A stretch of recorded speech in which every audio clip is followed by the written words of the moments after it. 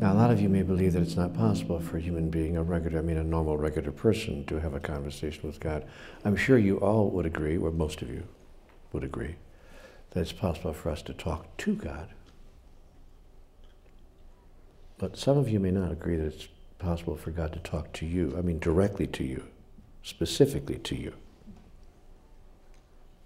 The great comedian Lily Tomlin put this in a wonderful comment she made a few years back. She said, "When I tell people that I talk to God every day, they tell me that I'm devout. When I tell people that God talks to me every day, they tell me that I'm crazy."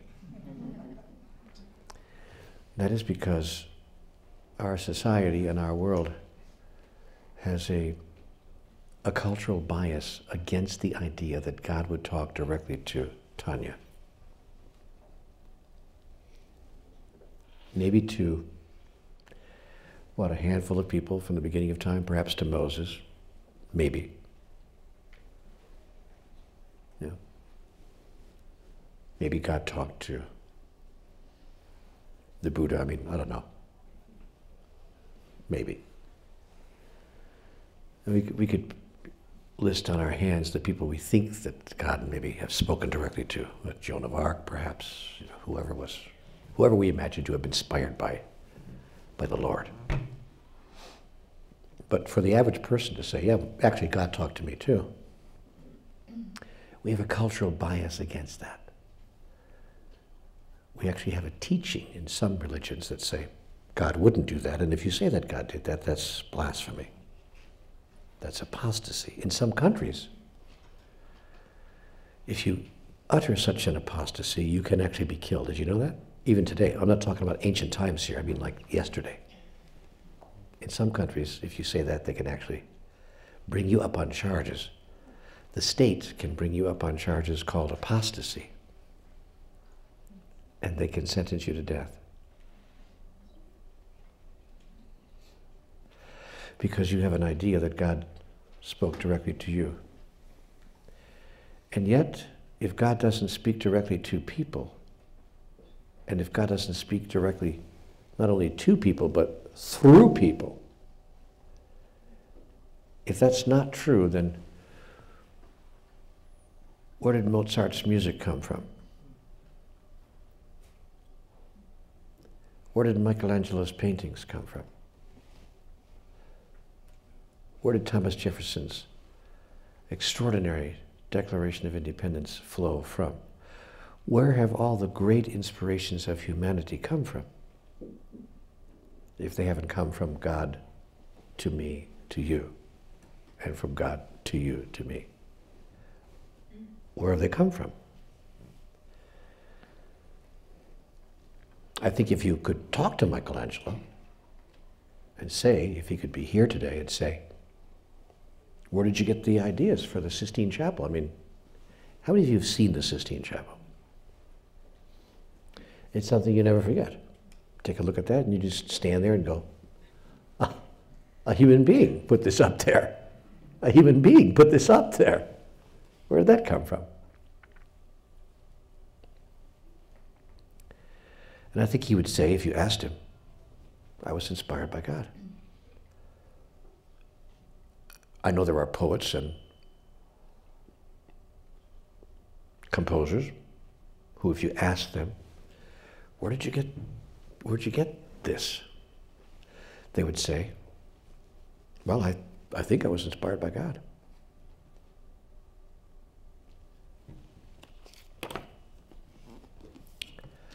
I think the same thing. I think the same thing. I think I was inspired by God.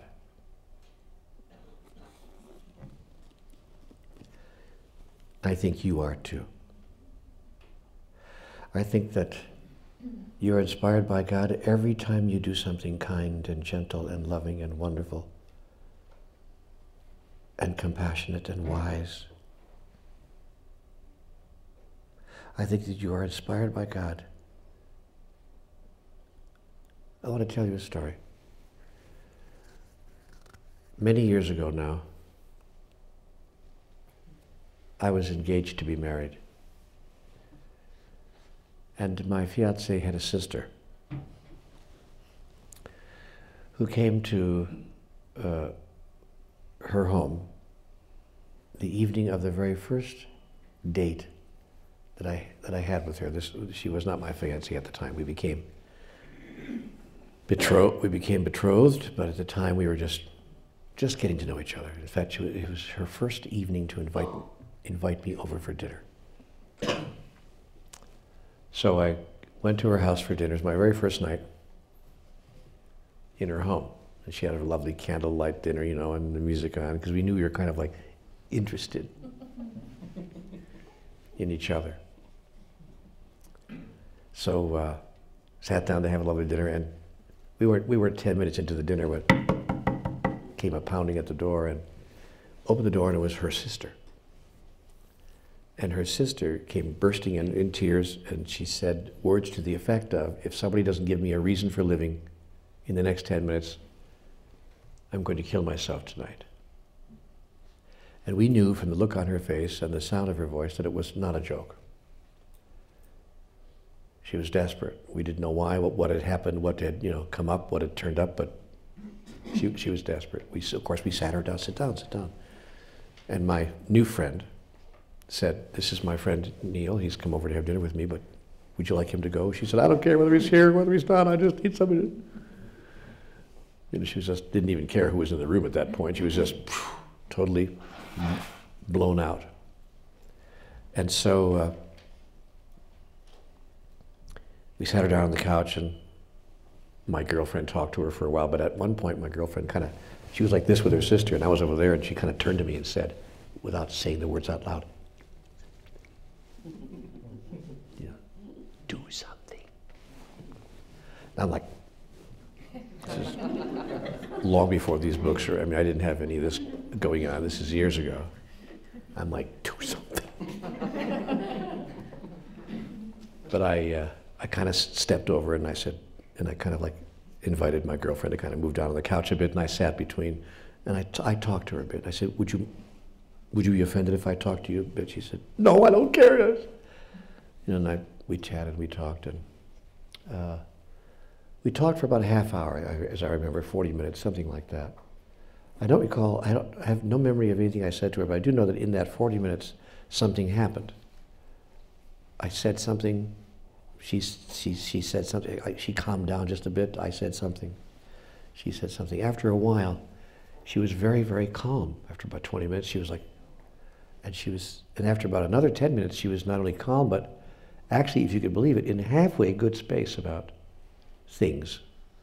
She somehow came to a place where she felt she could handle whatever it was that was going on. And about 10 minutes later, she said, I really, really appreciate you talking to me. I'm going to go upstairs now. She knew her sister's house pretty well, and freshen up, and I'll leave you to your evening, and I'm sorry that I disturbed you. We could see just as easily as we saw when she came in, the place she was in, we could see that she was in a very good place. That was very genuine. She wasn't just trying to, give us our evening back. She was really doing well. And she kind of sniffled back a little bit, a few tears, and went upstairs and said, thank you. I guess really all I needed was somebody to talk to. And she went upstairs, and my girlfriend turned to me and said, how did you know what to say? And I looked at my girlfriend and said, not only do I not know how I knew what to say, I don't even know what I said.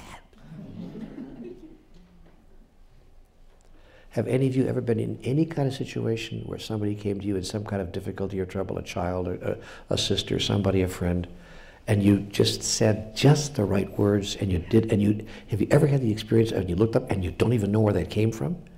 Don't even know where that came from? But you were just Johnny on the spot at that moment with the right information and the right mood and the right feeling and the right stuff. You had the right stuff. How many of you have had that experience of having had the right stuff and you didn't even know where it came from?